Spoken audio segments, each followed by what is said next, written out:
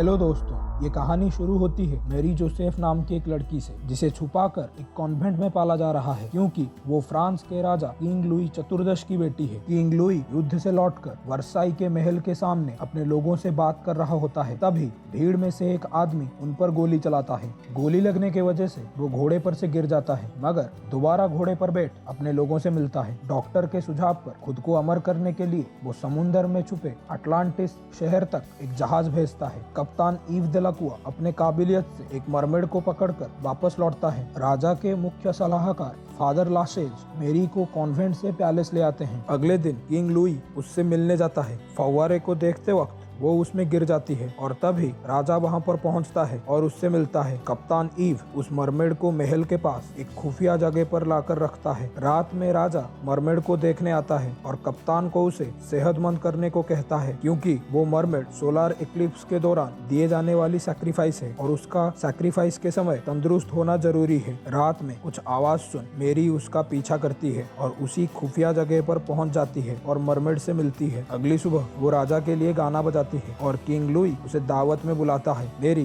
दावत में पहुंचती है। किंग लुई उसके साथ डांस करता है। अगले दिन वो उसके साथ गार्डन में बात करता है और उसे उसकी ड्राइंग देता है। दावत में कप्तान ईव और ड्यूक लैंटियाक के बीच बहस होता है। रात में मेरी मरमेड से दोबारा मिलती है। अगली सुबह घुड़सवारी करते वक्त घोड़े से गिरने के वजह से मेरी का हाथ टूट जाता है। रात में कप्तान ईव उसे मरमेड के पास ले आता है और वो मरमेड उसके टूटे हाथ को ठीक कर देती है। ईव और मेरी एक दूसरे को पसंद करने लगते हैं। किंग लुई मेरी की शादी ड्यूक लांटियाक से तय कर देता है। किंग लुई मेरी को उसकी सच्चाई बताता है कि वो उसकी बेटी है और उसने उसकी शादी लांटियाक से तय कर दिया है। मेरी वहाँ से रोते हुए चली जाती है। मरमेड को लेकर डॉक्टर और फादर के बीच झगड़ा होता है। मरमेड मेरी को अपनी आप बीती दिखाती है कि कैसे वो अपने परिवार से अलग कर दी गई। फादर किंग लुई को समझाने में नाकामयाब होता है। ईव किंग लुई और डॉक्टर के मंसूबों को जान लेता है और मेरी के दरवाजे के नीचे से वो दस्तावेजों को सरका देता है। डॉक्टर तभी वहां पहुंचकर उसे बंदी बना लेता है और तभी मेरी की सच्चाई भी उसे पता चलती है। उन दस्तावेजों को देख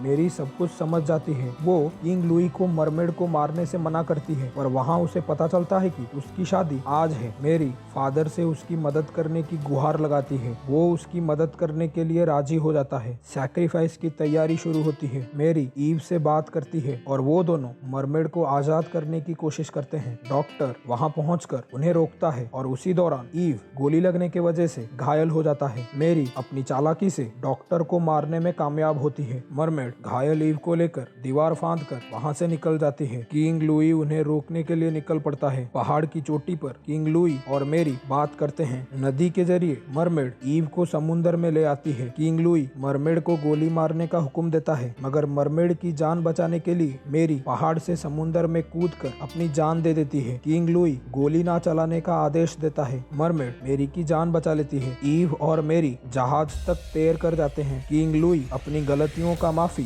फादर से मांगता है। मरमेड मेरी को समुद्र का शहर अटलांटिस में घुमाती है और हमारा अफसाना यहाँ पर खत्म होता है।